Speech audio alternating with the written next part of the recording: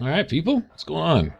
Catch you up. We are here in the hospital lobby on our way to find Reilly's Rangers. And kind of a side note, we're also going to look for a holotape for a particular moonbeam. I believe it's made out to, but essentially this is a holotape left by a girl named Sydney, who we haven't met yet, but we're going to. She's in the National Archives. She'll be helping us retrieve the Declaration of Independence and a few other things like the Bill of Rights and whatever else. But there's a note left here by her father, and it basically lets her know that she wasn't abandoned, that, you know, because she has this, like, abandonment issue thing, right? And that's really not the case. There's actually something else going on, and we can listen to the tape, and it's pretty obvious, you know, what really went down. But you can let her know and kind of give her some closure or peace of mind about that. I mean, no one likes to lose a parent, obviously, but at least not under the circumstances that she thought. You know, she wasn't specifically abandoned, per se. And so it helps her get out of the merc business, which she's really kind of not cut out for. And, you know, that's kind of cool. Anyway, yeah, she's a little bit of a softie. Not that she's not tough and all that. She's really smart, but I don't think she's meant to be a merc, so to speak. And I totally forgot about that creepy-ass exploding baby carriage. Those things are, man, if you see them in the dark with the glowing red baby doll eyes surrounded by landmines, they're going to go, oh, man.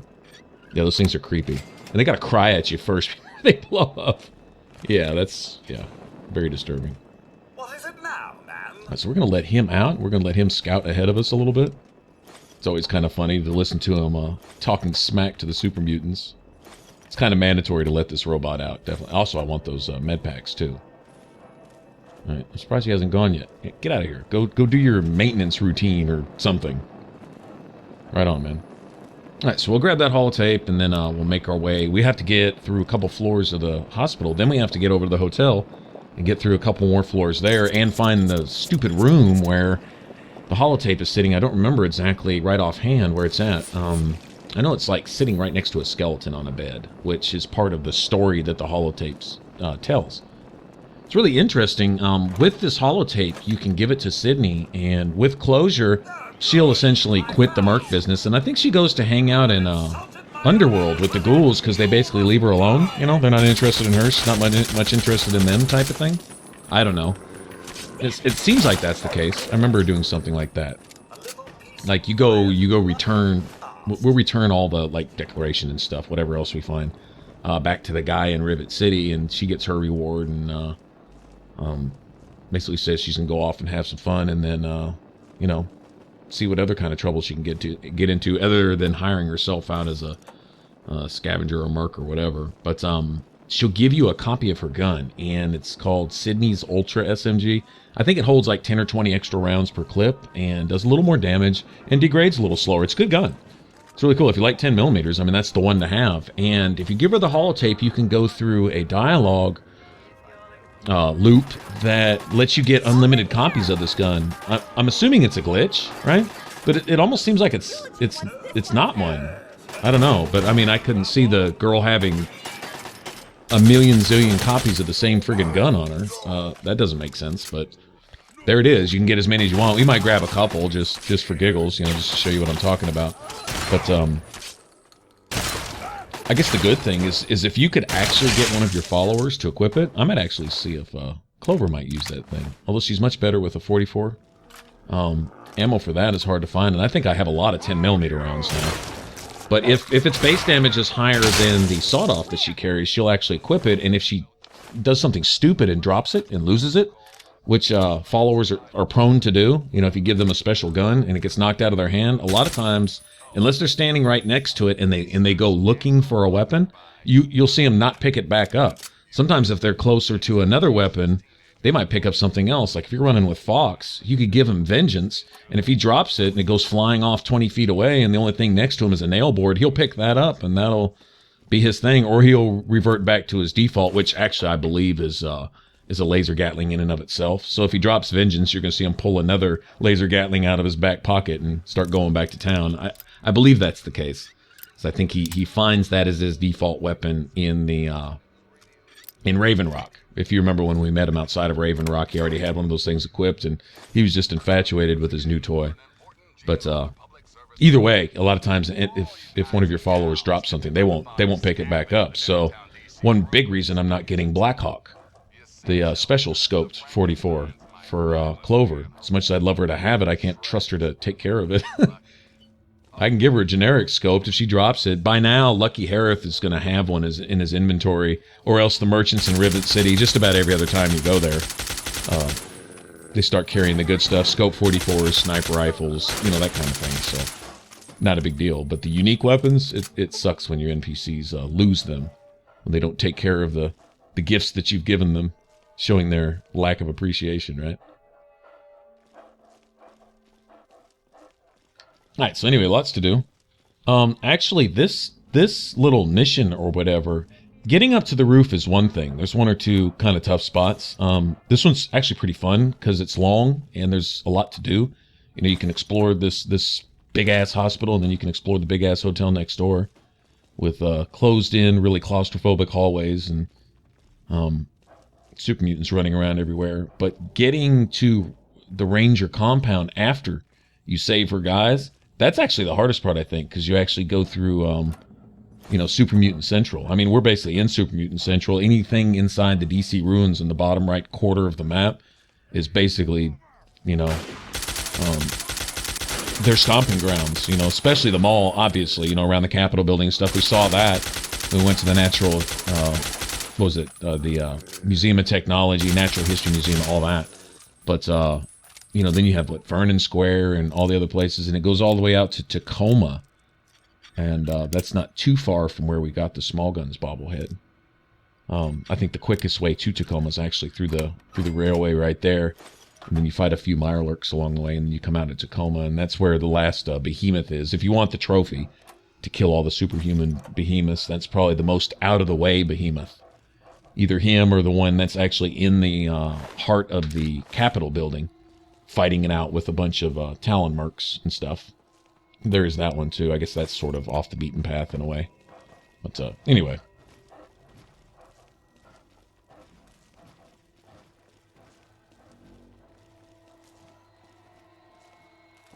Alright, so this place, rather than being a place of hope and healing and refuge, this is, yeah, anything but. If someone brought me to this hospital, I'd probably just go ahead and kill myself right there. Just go ahead and end it, because I know what's coming. It's not going to end well. You could wind up in some place like this? No, not cool at all. Well, I'm sure it didn't look anything like this before the war, but looking at it now, yeah, I don't think I need these doctors working on me. No, no, no. You know, these mutants were probably actually a waste of plasma grenades. Assuming I can even hit them.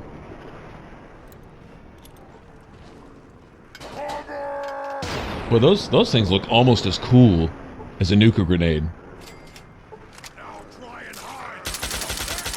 Nothing is quite as cool as a nuka grenade, but those are pretty close. Those are pretty cool. I like the pulse grenades too, to tell you the truth. The way they go off, create that little halo of EMP or whatever. It's pretty cool. Take that. Oh, look at that. He's got a minigun. You know what? I want that. I haven't just run around and just sprayed and prayed with a minigun in a while. Appreciate that, dog meat. Got my back over here. Your dog has always got your back. In real life and in this game. Looks like they did even more with dog. You can even give him a doghouse in Fallout 4. Come on, man. Come on, man. If you're just going to get into the game, it's little things like that. That just shows me that the developers are my kind of people. You know, you don't just come up with stuff like that except just because it's cool. And nothing's much cooler than taking care of your animal.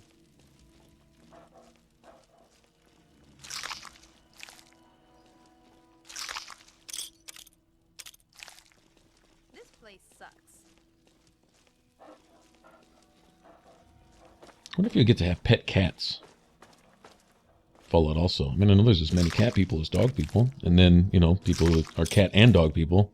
Or animal people in general.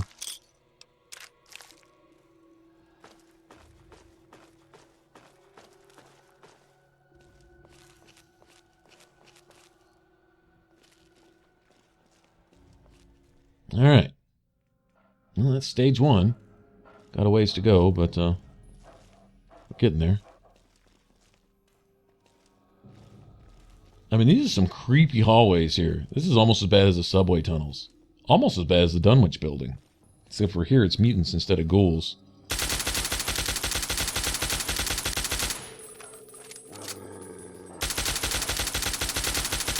It is, I'll bring up another thing that I kind of missed. If you ever wonder why I maybe lean towards one game rather than another, because on the surface, like let's compare Fallout 3 and New Vegas, probably the two closest, you know, considering they look very similar in a lot of ways, a lot of the same skins, you know, everything from the doors to the buildings and stuff, the texturing, you know, on the bomb blasted walls and stuff everywhere, and you know the way the buildings look and stuff, a lot of similar skins, right? Oh, listen to these mutants. Something to eat. You talk a lot. Sound funny when you talk like a stupid German. You never any fun. Wow, these guys, man, awesome. Okay, yeah, I'm not gonna waste anything on these guys. I'm surprised we have the basic mutants here. I'd expect lots of masters and overlords. Well, that's probably coming later. I shouldn't talk too soon. Anyway, wonder why I make a comparison. You have a building like this, which is part of this quest, right? It's not mandatory, but it's a quest that you can find and then you can go do, and it can take up a day. You know, if you want to explore every corner and look through everything and backtrack and get lost a couple times, it could be a day of just gameplay, just exploring and having fun. But the whole atmosphere here, right? It puts me in mind of picturing how a hospital, just any hospital, would be before the bombs fall. Very sanitary, very clean, people walking around, very orderly, very professional, very solemn, you know, the sick healing and the concerned relatives and spouses and whatever, you know, waiting tentatively to see if their spouse is okay, and, you know, and all this type of stuff, right? You have, I guess, images brought through personal experience and TV of what a hospital would look like, all very pristine. This is the exact opposite of it in every way. In fact, it's almost like the super mutants here have desecrated it, if you think about it. And just the effects of the bombs, peeling paint, plaster falling from the walls, decrepit, rusty doors, and all that kind of stuff. You know, most of the lights failing stuff, whatever power is left is being fueled by the same kind of nuclear stuff that destroyed the world in the first place. I mean, it's just very, just destroyed, just post-apocalyptic, right? I get this everywhere I go in Fallout 3. They've got this consistent theme which keeps you immersed in the game world all the way through, right? And true enough, whatever shortcomings it has as far as combat goes, being maybe a little clunky, and the character movement, maybe even some of the third-person aesthetics, you know, as far as looking at what's going on. But then when they do this, like the kill cams and, you know, the cinematic VATS stuff and things like that, they did all this right. And so it's not just the atmosphere, but the overall just consistent feel all the time, regardless of where you go or what you're doing. It's just, I don't know, they just really hit it on the head here. A lot of this type of stuff was missing.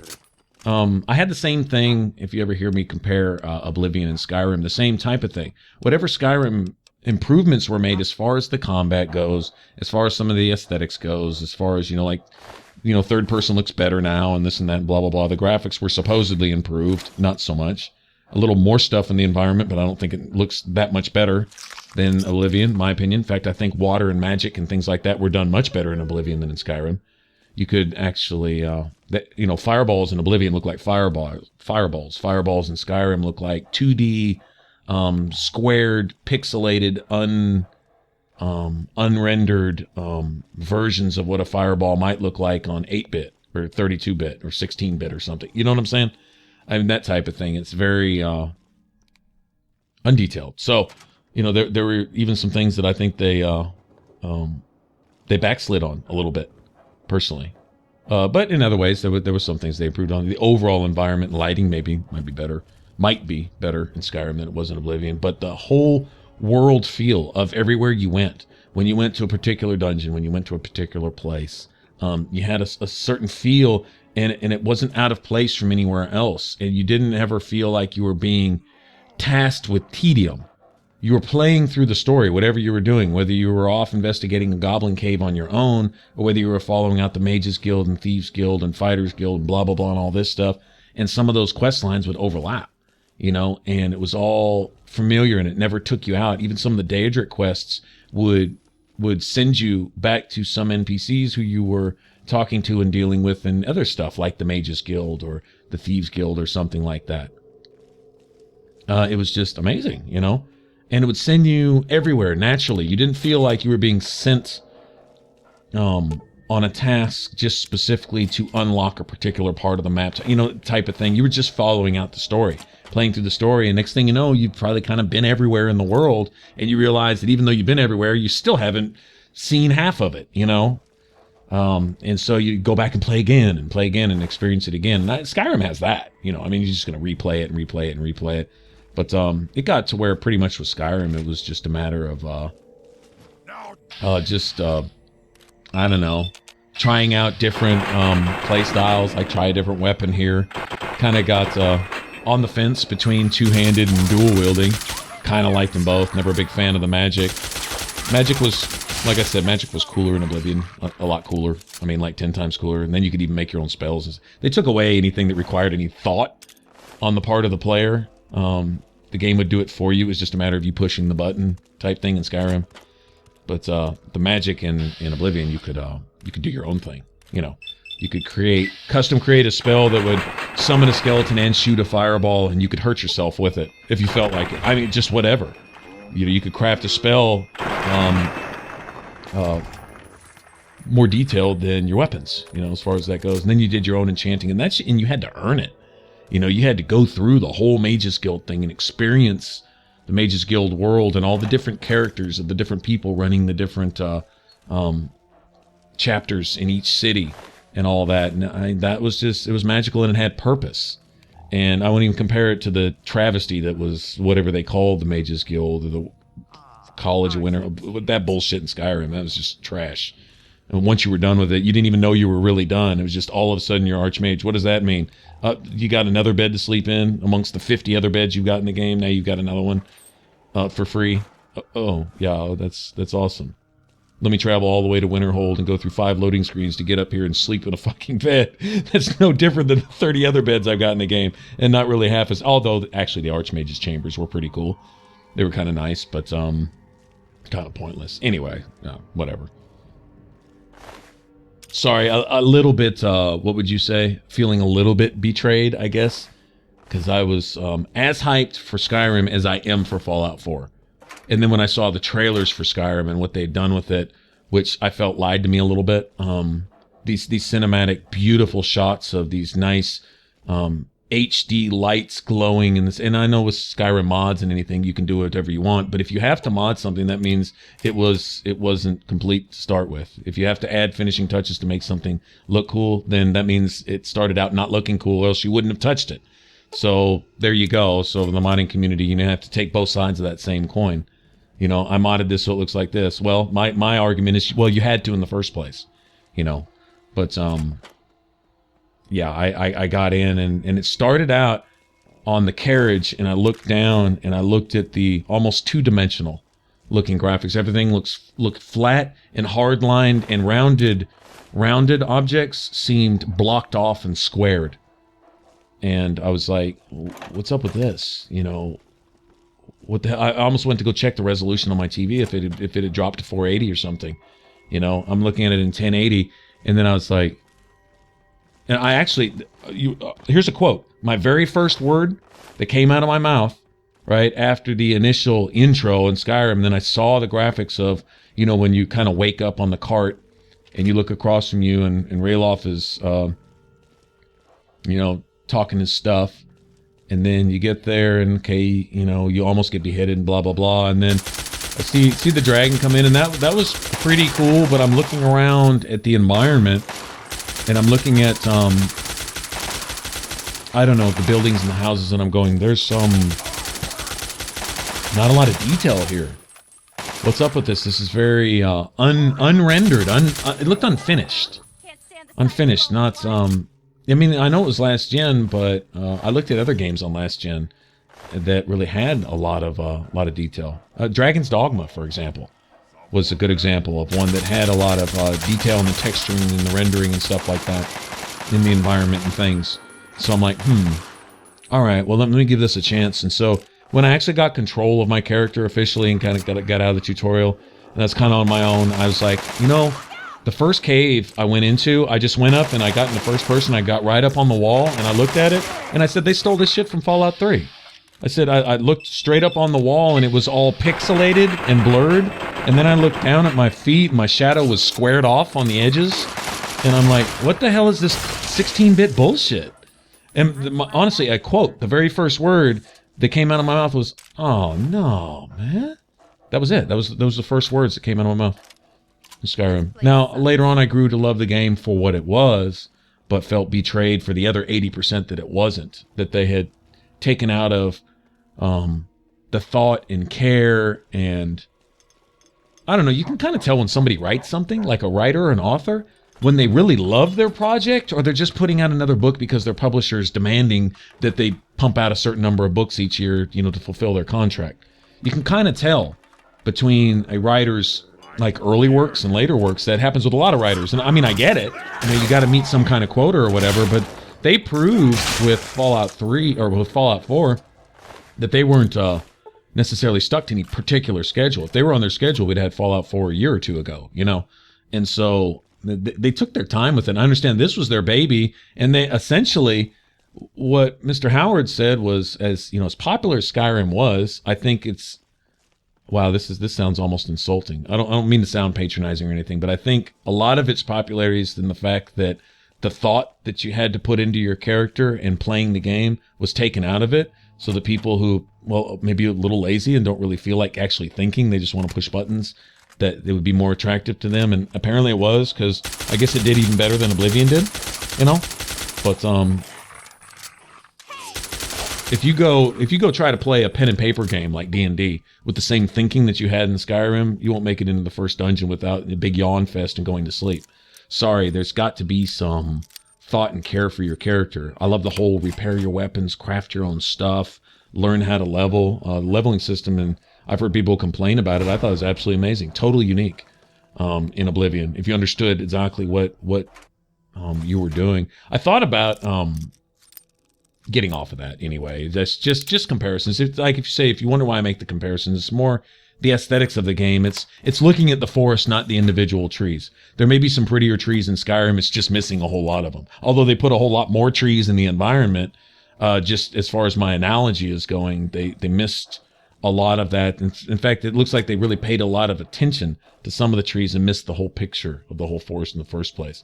I want an experience when I have in the game, not just, I guess, stuff to do and then a whole lot of the rest of the stuff done for me. I don't want that. I may be a really late. Oh, there it is. There's the holotape. I found it. Found the bed. All right. So we'll go ahead and play that real quick. My dearest little moonbeam, I know you've been waiting to hear what happened to me. I'm sorry I left you like I did. An important deal came up. One that might have let us get away from the shack we were living in. I came to the Statesman Hotel to meet the buyer, and the deal went bad. We shot each other, and now I think I'm dying. I won't make it out of this place. The ruins are crawling with super mutants. All I can do is record this and then hide up in one of the rooms. You're a strong girl, and I know you can use everything I taught you to survive alone. Please forgive me. I only wanted to make the best for you. Daddy loves you very much. Goodbye. Now, see, that's going to be important, and that's actually kind of cool for Sydney. You give that to her, and she, you know, up to this point, she thinks that her dad just straight up just walked out on her or something. She's been living with that, and so you get to give her, you know, like I say, some closure. And that's actually pretty cool. Let's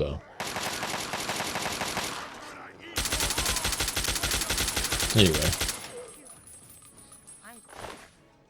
Because I have a bad habit of getting off on tangents, talking about these. I just love these games. I really do. And I know in these days, if you say something bad about something, it means that you're just blasting it, and you're just, and that's really not the case at all. In fact, taking criticism is a lost art these days. With myself included, there's times where I don't want to take criticism either, like anyone else, you know. But gotta realize that, I mean, if we were all capable of coming out with a perfect product every time, well, then we wouldn't even be human, you know. I mean, come on, man. You know, you can make mistakes, make flaws, and make errors, and sometimes you'll go with the stream, and that's not always a good thing. And I see developers doing that. It's a crying shame. When I say I feel a little bit betrayed by Skyrim, or I feel betrayed by Inquisition, for example. Can I do something for you? Or to you? But it's so boring. All right, Clover, just stay there for a second. It's for your own good. Just trust me. You too, dog meat. I know. Speaking of feeling betrayed, he always feels betrayed when you don't let him come along and have your back. He's awesome, man. All right, I'm going to get in here. The reason I don't want him just running in and getting killed, because they're going to, because I'm 99% sure of what we're going to find in here. Overlord, a couple masters. This is our... Oh, this is essentially, like, I guess you'd say in most games, the boss battle part right here. But this is actually kind of fun. You can be tactical with this and handle this several different ways. On this difficulty, I don't think I'm going to be going face-to-face with an Overlord or two and some Mutant Masters with, probably with Tri-Beams and all this other crap. I think I'm going to get in here and just be sneak about it. Yeah, we're going to be a ninja this time. Just for funs, right? And for the, I just don't want to die. That's, you know, there's always that to consider. But,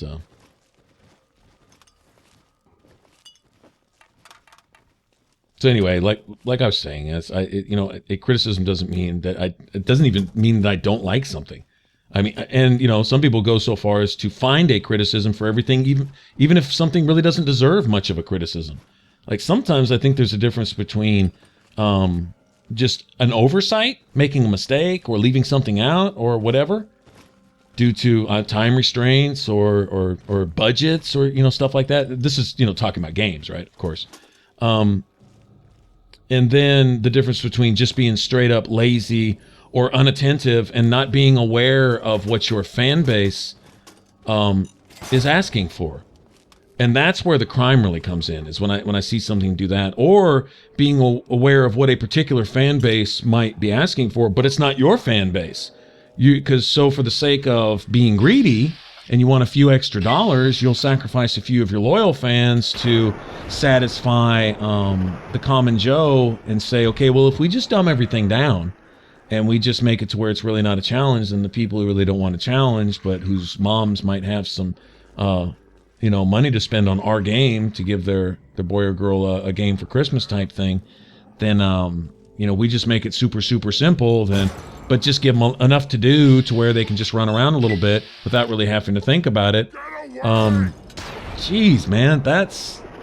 Sorry. Yeah, and that's kind of the way I see them going.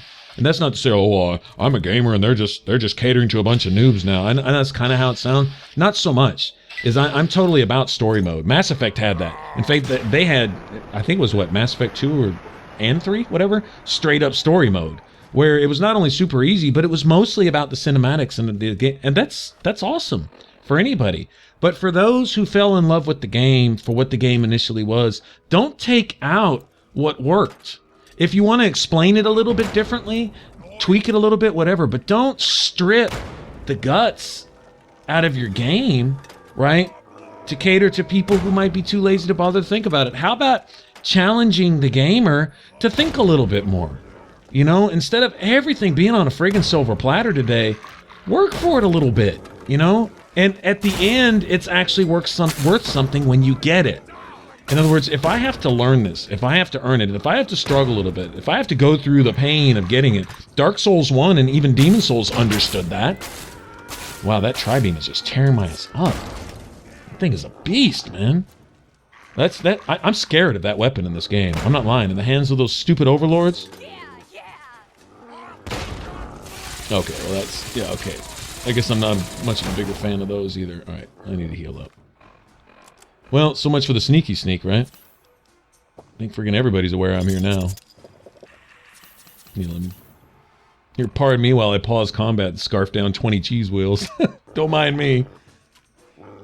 Alright. Anyway, I've probably ranted on that several times. And I'd say as a gamer, it's probably my biggest concern because I don't know how to make games. And I trust these guys to make the games. And I trust these guys to make them for the fans that came to their games for a particular reason in the first place. And Oh yes, let's. I see developers kind of getting away from that. Yeah, I can say, honestly, kind of all of them. Inquisition betrayed me. Betrayed me a little bit with Skyrim. I would have to say a Fallout 4 does the same thing. And I'm not looking for things wrong with Fallout 4. I'll look for everything right first. I really will. But if there's something so glaringly out of place or lacking in what they do, you know, it's like, you know, say you buy your bottle of your favorite brand of ketchup and you squeeze it out and it's colorless. You're expecting red ketchup. I mean, it's just something that just kind of goes with it. It just wouldn't feel right. Even if it tastes the same, honestly, clear ketchup would bother me. I would have a hard time eating that. Even if it tasted identical, right? But if it just wasn't, I don't know, just, you know, if it wasn't red, or mustard, if it wasn't yellow, or maybe a little gray or whatever. Whatever, doesn't matter. But whatever, you know, if it just was off color, makes a difference. If food doesn't smell quite right, even if it tastes perfect, so that makes up a big part of it. Well, the game is kind of the same. If there's just a certain feel, a certain thing that I expect from this, if you stay within the theme of the game, Mass Effect did it through all three. You know, some people say, I like this one better than this one. Bottom line is they're all three Mass Effect. Well, I didn't like the ending of this one. I don't even want to get into that. I love the ending of Mass Effect 3, and I'm probably the 1% that actually did. But those three games, the whole feel, the theme, the music stayed the same. The art stayed the same. The character was in character. All the characters were in character. Continuity. Maybe that's the word I'm looking for.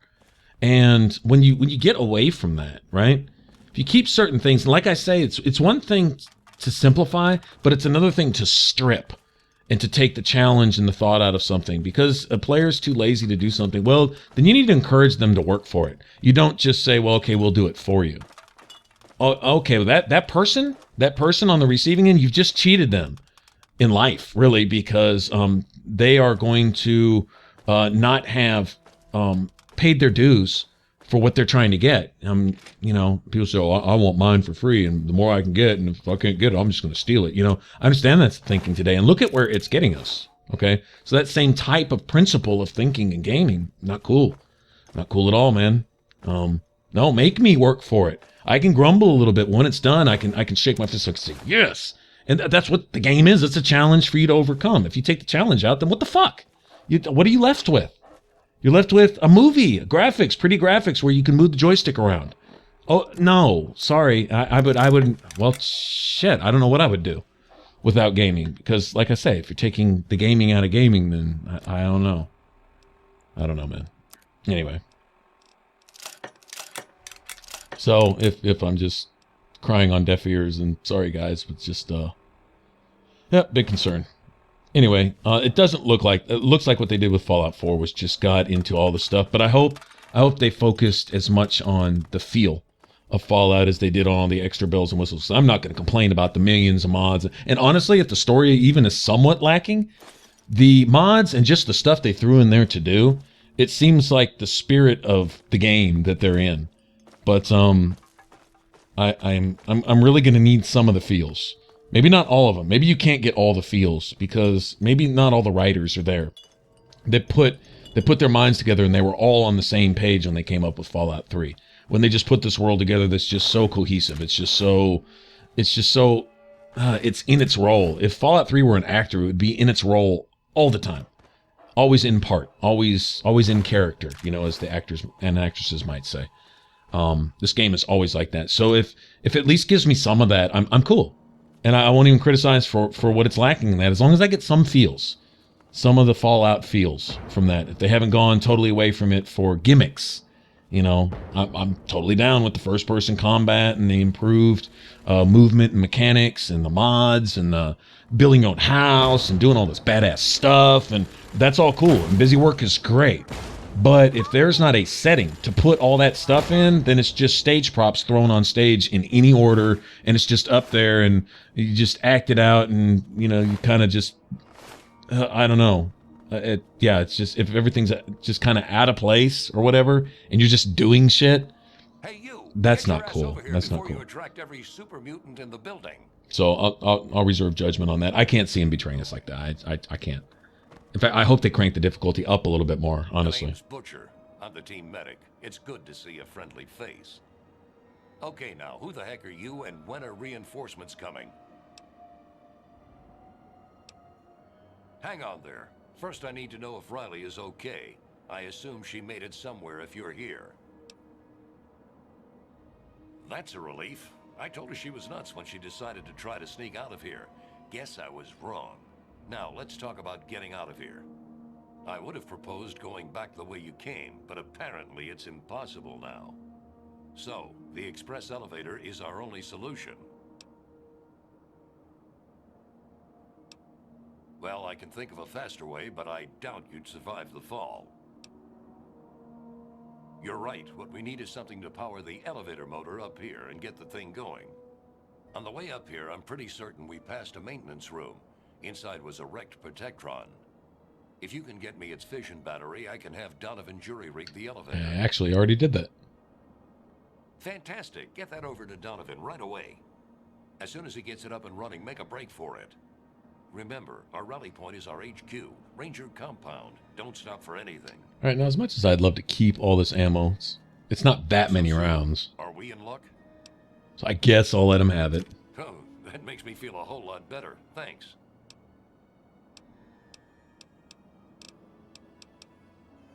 I'd say it was a whole lot of luck.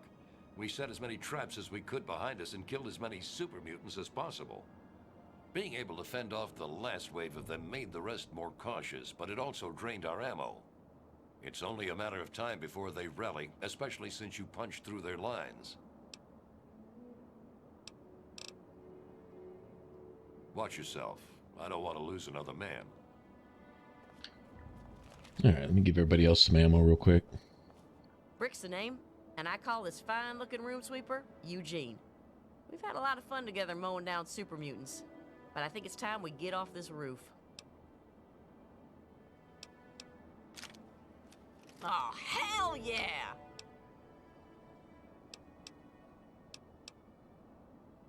Don't worry. Me and Eugene's got your back. That's Brick. Kicking names and taking ass. I mean, kicking ass and taking, you know what I Hey mean. there. Donovan at your service. You break it, I fix it. Thanks. I was starting to feel a little naked without it. Let me have that thing. Give me a few minutes, and I'll have the elevator up and running.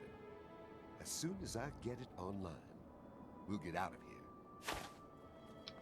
All right. You do that. We'll wait for them to head down that elevator. We'll follow right behind them. All right, y'all get up out of here. Good to see you in one piece. All right. As if that first little, what would you say, ambush of the overlords. I wasn't expecting two of them. I really wasn't. As if that wasn't bad enough, then we get down here and we just kind of get funneled into this room. And, of course, we get ambushed again, right? Of course we do. But look at this laser Gatling. Sorry, I just had to play with it once. I really do.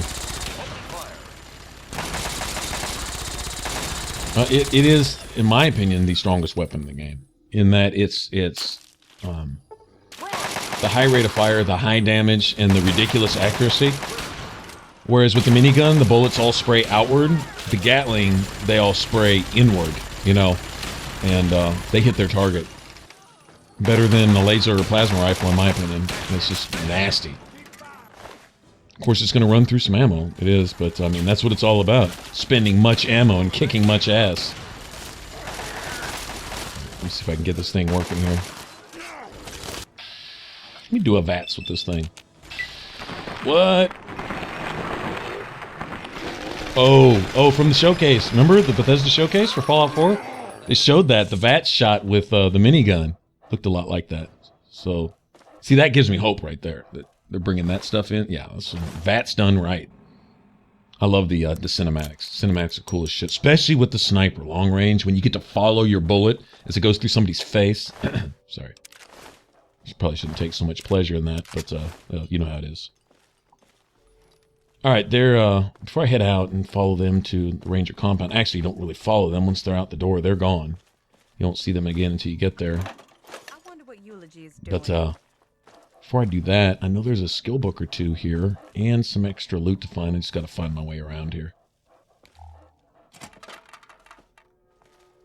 That might be on that desk. I just remember there being one. I don't remember exactly where it's at, so we'll just look around. Actually, I think this is a shortcut back. Oh, well, okay. Totally forgot about this. All right. Free med stash. I can always use that. The way I'm going through stim packs now. Looks like I'm going to be needing those. But where's some skill book, and then there's some there should be some 5.5. Okay, I've already been through here. All right, that's just the back way through there. All right, so let's see. One of these stairs leads me up to a back hallway. This is essentially the lobby for this hotel, I guess. Similar to that hotel across from the library, in some ways. That entrance lobby had the stairs leading up to this. So, let's see. How about this way? Been over here yet? Guess not.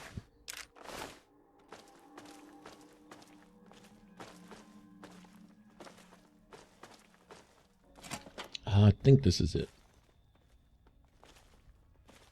There we go. That's what I'm talking about. Okay. Good to know my memory didn't completely fail me. And we got some ammo. Good deal.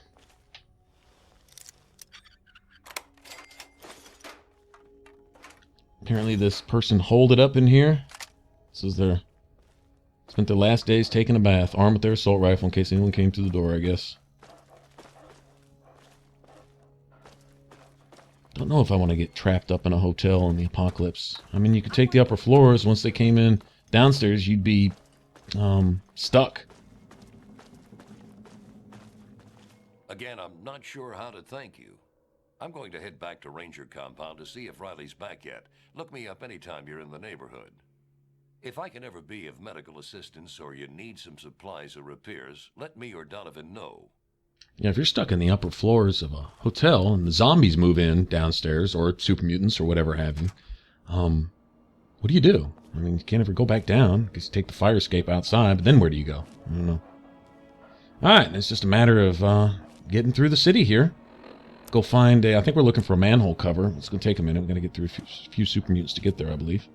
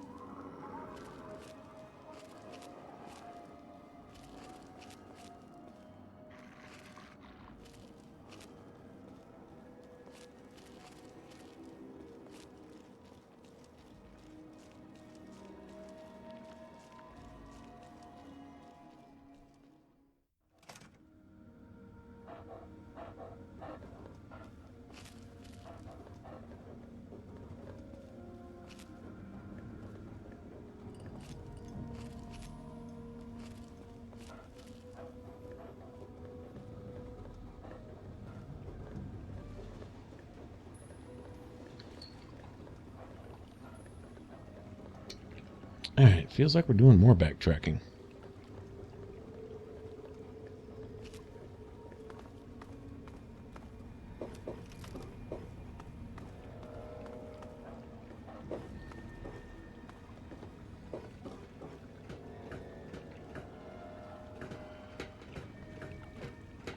All the different areas of the city interconnected by the subway tunnels. I mean, of course they would be, you know, I mean, that's what subways for, right? But that's just cool the way they did it. Yeah, we've definitely been through here. That was the room we avoided up there. Around this corner, I think there should be a Yep, off to the right. Okay, so we get through here. I think actually the ghouls that would have been in that room came out and bothered us anyway. Anyway, doesn't matter. Aw, aren't you cute? I wonder if Clover means that, or if she's being sarcastic. She seems to like dog meat. He's always got her back, so yeah, I think they're buds. Okay, that was the Coke machine with the bear traps. So yeah, I mean, definitely been through all this. Alright. New section of the city. And this is just straight up war zone. This is just super mutants stomping all over the place.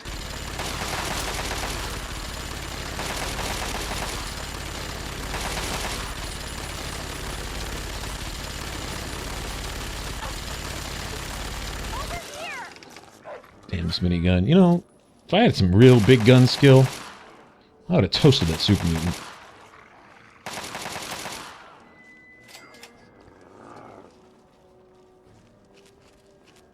It's all good. Yeah, some of these fortifications here that you see, like the sandbags and stuff, I guess had once had Brotherhood of Steel guys here or something, or whatever, but apparently it's just been completely overrun by super mutants now.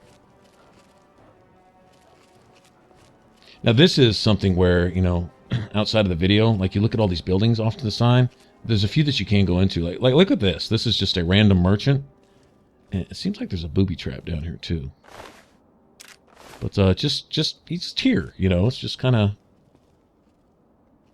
just out of the blue, just random, you know. Okay, I just triggered it.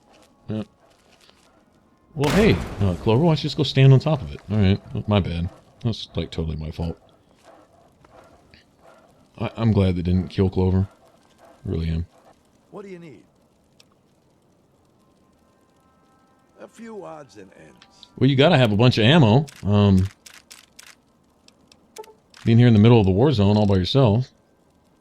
Apparently him and his dogs can take care of themselves, though. No. Well, I guess if anybody had 2 dog meats around, you'd be alright, huh? Whatever. His dogs aren't dog meat, though. No dog is like dog meat.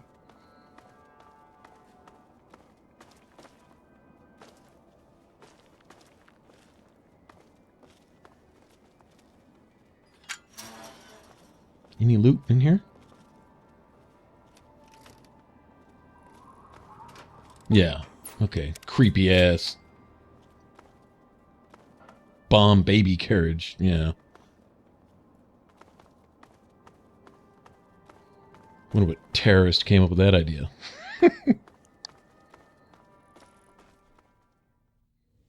All right. Here it gets kind of hard, actually. Not gonna lie. Super mutants talking. Whoever did the voice for Zoomies is just awesome, man.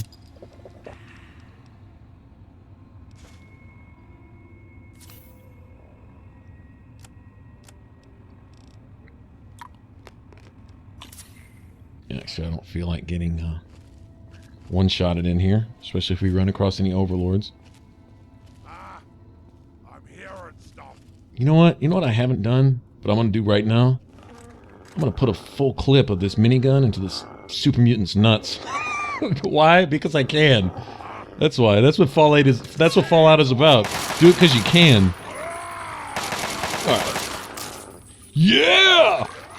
Yeah. That's what I'm talking about. What? What's up? How's that feel? How do you like that?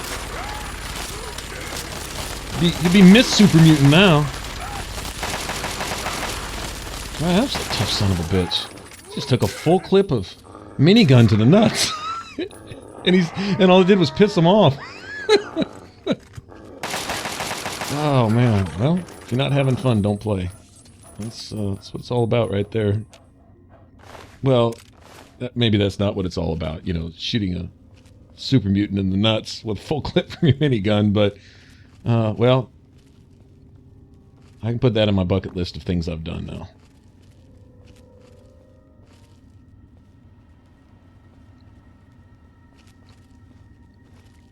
You know what?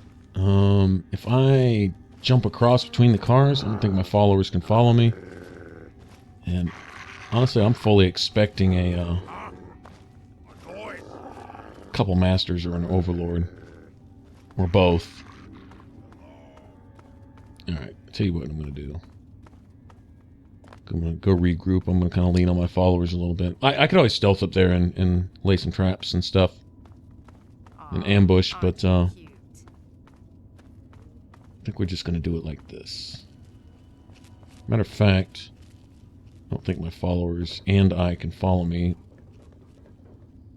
Yeah, I'm going to be kind of sissy about this. They're going to have to get up in front of me and draw some of the heat.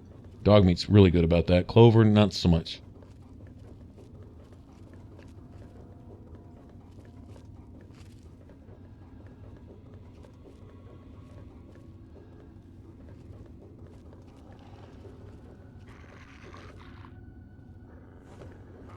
Come out, wherever you are. Friggin' overlord, man. Oh, I shot his gun out of his hand. That's what I'm talking about.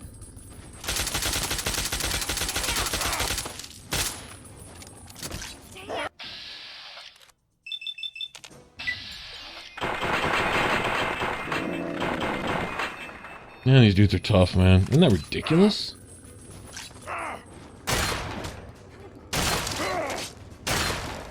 I think if I shot Clover in the back of the head with this, he'd probably one-shot her.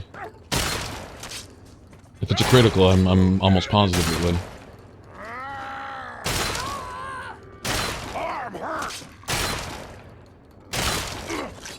Damn. Oh no. We got another. No, no, no.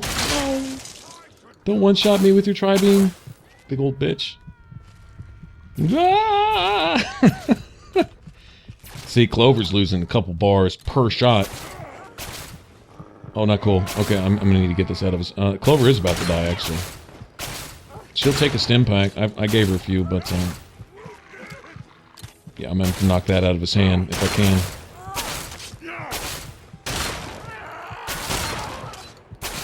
Okay, well, apparently that's not gonna do it, is it? Alright, let's try this, then. Oops, oops. There we go. Hey, get that shit up out of there. Little bad son of a bitch. Well, I don't know why they do a pentuple damage with a tri-beam. If you pick one up, I don't care what your energy weapon skill is, you're not gonna do that kind of damage. That's just ridiculous.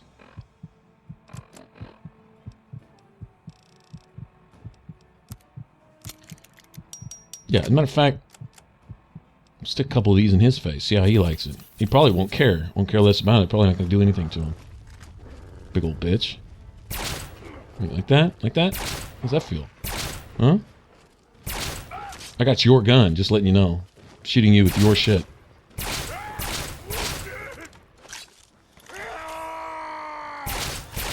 Look at that. Nothing. Promise you he's doing more damage than that. My energy weapon skill is actually up there. I'm not using it. Well, right now. But I mean, I haven't been using it in the game. You know, I think I got it up there for a perk. Cyborg perk, I think it was. I don't know. But it's already in the, what? In fact, I think I got it to that before we got the bobblehead, so I think it's at like 70 now. Maybe even higher.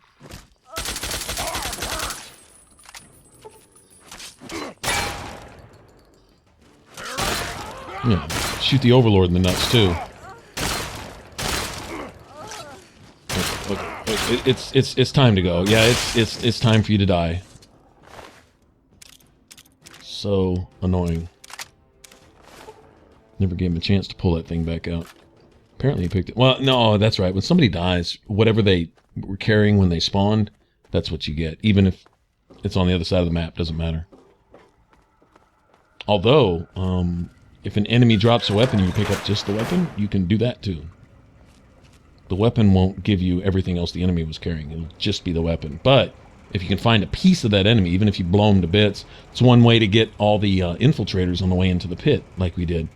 Is essentially the guys that are up above that are unreachable. If they don't blow up when you kill them, well, keep shooting them until they do, and hope that one of their pieces falls down. I hate to be nasty about it, but that's just the facts of it.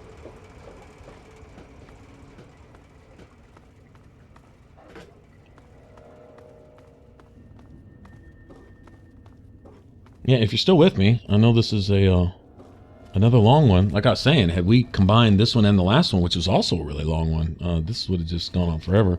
Although I did stop and talk to a few people in our world. Even taking all that out, this would have still been easily, I don't know, an hour and a half, I guess. And I, for the most part, know where I'm going, too. If I was just totally clueless and just following the directions, blind, oh man. Yeah, this might be a 10 or 20 video series in and of itself, just this one quest. I can honestly say getting through the subways to get to the hospital the first time and then getting back the way we're going now to eventually get to the exit to get to Reilly's compound. Oh geez, it took me a while because I got turned around because problem is some of those spots, especially in the subway, you'd see a direction going like the opposite direction. Like it would lead you a certain way and then you would pass the point that you would see the marker start to spin on your compass and it would send you back the other direction. But that, you know, according to where you're at, that would be like just turning around where you're at. It didn't make sense. But then you'd see a side door and then you go up a couple spiraling staircases and then there would be the exit type thing. And it's like, wow, okay. So just trying to follow the compass marker is actually kind of confusing on this particular quest. Honestly, I can say it was a little bit of the same going to GNR the first time. Following the suggested route through that subway tunnel over there by the Anchorage Memorial.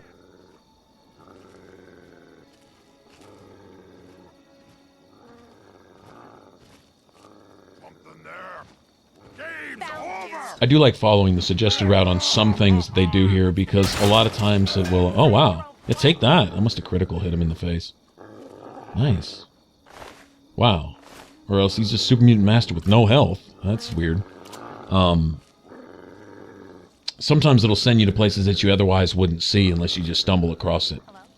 Like, I noticed one good thing that they do in Bethesda games is if you kind of follow the suggested routes, more or less, and stuff, it'll let you touch on different areas on the map, or even if it doesn't send you to a particular location, that location will pop up on your, as a point of interest on your compass for you to go check out if you want to.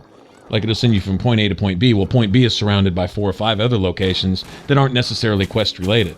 They might not belong to any quest. They may just be a place to go just explore, you know. But you might not even be aware. I mean, if you don't know what's on the map, you just don't know. And so they're pretty good about that, letting you touch all the bases to at least get an idea and, you know, kind of keep track in the back of your head. Okay, I need to come back here and go look at this, or, you know, screw this quest. I'm just going to go over here and look around right now, you know, and get lost for 2 or 3 days. I think Skyrim was probably the worst about that. Okay, well, I'm just going to go to Whiterun. 3 days and 40 levels later, you still haven't gotten to Whiterun. You've killed 40 dragons and you don't even have the dragon stone yet. You know, this type of thing. And it's like, wow, okay.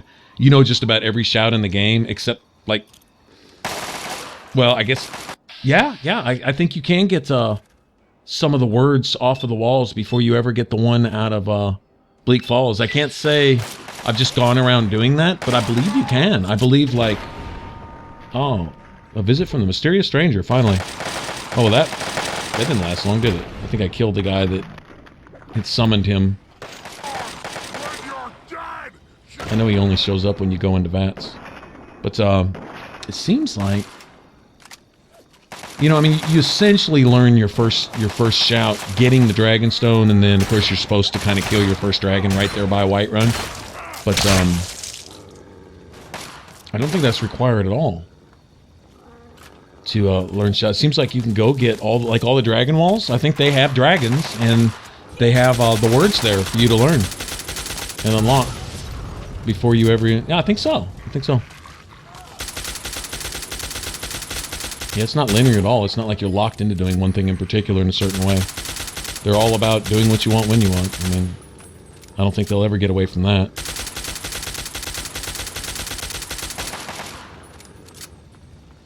But yeah, I can't tell you how many times I've said, well, I'm just going to go over here and do this. And on the way there, I just see something. A cave I've never seen before. Or, oh, look, there's a dragon wall there. Might as well go check it out. Well, it's attached to another cave full of vampires. That vampire has a book on friggin' desk or something that refers to something else, or some new location is unlocked, or I pick up something that is essentially quest related and I need to return it to somebody or something. So now I'm off in this city, and while I'm in that city, well, there's a Daedric quest to start, and once I start that, then I get over here and I get off, and next thing you know, I'm 30 levels later, I'm halfway to the level. Well, I guess there is no level cap per se anymore, but you know, at the time I'd be halfway to the level cap already, and I never got around to doing the thing I meant to do in the first place. It's pretty funny. I've actually restarted games because of that. Because I got so far into something without having done some other stuff first. I'm like, wonder what the game would have been like had I done all this and had all this under my belt. And I'll be like, well, why don't I find out? Just start over. Start from scratch. Just re-roll. Do that with all my RPGs. I re-roll a lot. Sometimes it's just because I don't like the look of my characters. Like the eyes aren't quite right. I want a different hairstyle. Different eye color. It doesn't matter. Any excuse. If something doesn't look quite right, I'll be like, why sweat it? Just play another one. That's what the game's all about. Is just playing. You know, having fun with it. I've re-rolled characters. Oh, jeez. Yeah, I've gotten some hours into games before I just didn't feel right. I didn't like my build, put a point in the wrong place. Yeah, I could probably wait a few levels to respec or this or that or something like that. Screw it, just start again. It was, if I like the game, I don't care. As long as I'm playing it, I'm good. I have no problem with that. I have no personal attachment to any particular character. I kind of play all... I may name my characters a little different, but most of the characters that I make are a particular hero or whatever that I admire, you know. I say, this is a person, usually girls, as far as that goes, because, you know, a female heroine type thing, I'm totally down with that. You know, big Lara Croft fan and all that type of thing. And I'm like, make a girl character like a girl that I would be slightly intimidated by, but would like to date. You know, just for the adventure part of it. It's just awesome. Anyway, so I come up with a character like that. May name them a little different, but they're all pretty much similar look. If possible, in character creation, similar looks. I usually find something that I like and just kind of stick with it. Just kind of go with that. That's about as far as my attachment to any particular character goes, but when I re-roll, it's to make that same character just a little different, as far as that goes. But it's usually pretty much a set idea, a particular play style that I like, and just go with it. Alright, so we are in Reilly's compound, and we've got to find everybody. Actually, you know what I think I'm going to do is... take advantage of their hospitality real quick. Grab any free supplies. I don't think anything here is stealing, so... Oh, heads up. There's a reward here. You can either get the armor or Eugene, a unique minigun. This is how you get the unique minigun. Just like there's a unique version of just about every other weapon in the game. Although I don't know if there's a unique nail board. I'm not sure about that. If one of you guys knows, let me know. But, you can get both rewards here, if you just want to be sneaky about it. Whichever one you pick, reverse pickpocket the other or something. Well, if you pick the armor, you can just straight up pickpocket brick for Eugene. All right? Which, if you take the minigun, you'll get Eugene. And then you need to have, ideally have a set of Tesla armor on you. And then you can reverse pickpocket Tesla armor on Reilly. And you'll get her combat armor. Actually, it might work on any of the characters, as far as that goes. I think they're all wearing a copy of the Ranger armor. I don't know. I know that it all looks similar. But anyway, you can reverse pickpocket and trade, and essentially Reilly will equip the Tesla, and you can take her armor off of her. Well, as much as I want to hear all about it, can you tell me a full debrief on what happened out there with my men?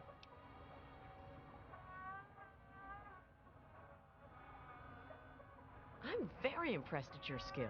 I don't think I've come across someone quite like you in the ruins. I suppose I owe you a debt, and I intend to pay it in kind. I'm sure you're more interested in your reward than listening to me talk, so let me get right to it.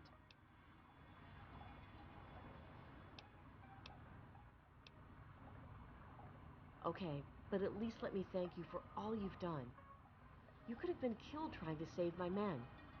So, for your reward, what'll it be? The Ranger battle armor or one of Brick's miniguns?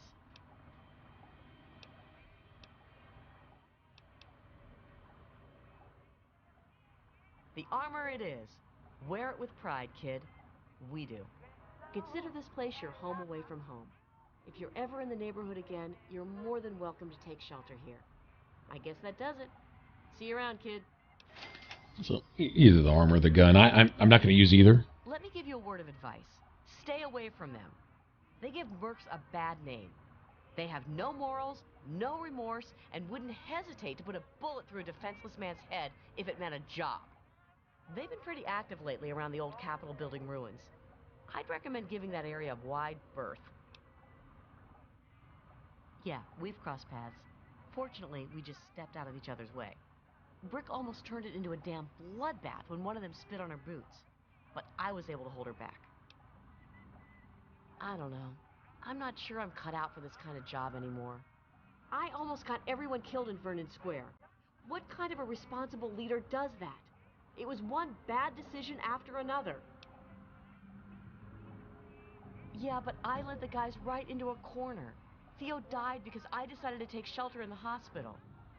I'm not so sure I'd be trusted leading anyone at this point.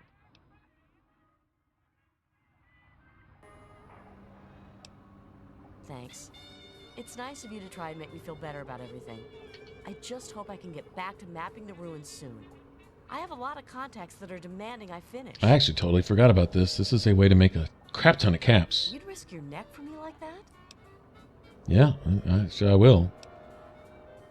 Don't worry, I'll compensate you for your time. For every map marker you uncover in the Capital Wasteland, I'll pay you a fair sum in bottle caps. All you have to do is find them, come back here, and I'll get them off your Pip-Boy there. All right, we can do that. In fact, I think I have a bunch of information for you right now. Here, take this geomapper. Please don't lose it. Donovan spent a year developing it, and I only have a few. It will offload all the map data you collect from your Pip-Boy automatically. When you come back, I can take the data from it, and you get paid. Sounds good to me. All right, I think I can turn that in right now, actually. Hey there. Got anything good for me? Excellent. Let me offload the data, and I'll be glad to pay you. All right. It should update here in a second. Yeah, look at that. Oh, nice. Yeah, that's almost $3,000. Okay.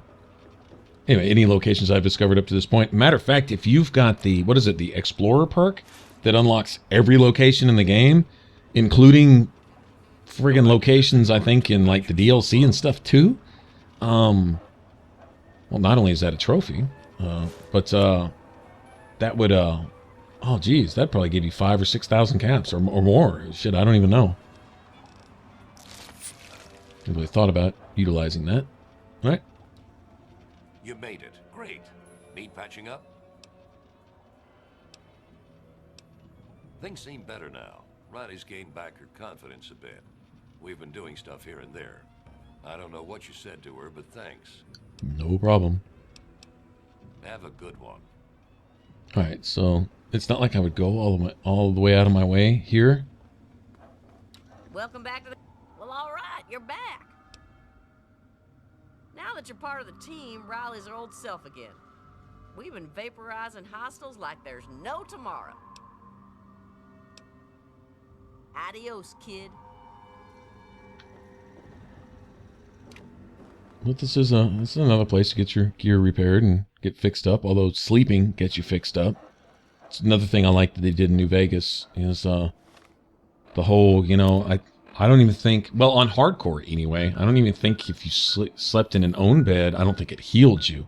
You get your well-rested bonus for the XP, but I don't think it healed your limbs. Like in this, it just heals everything. I mean, you keep your radiation and stuff, but you go back to 100%.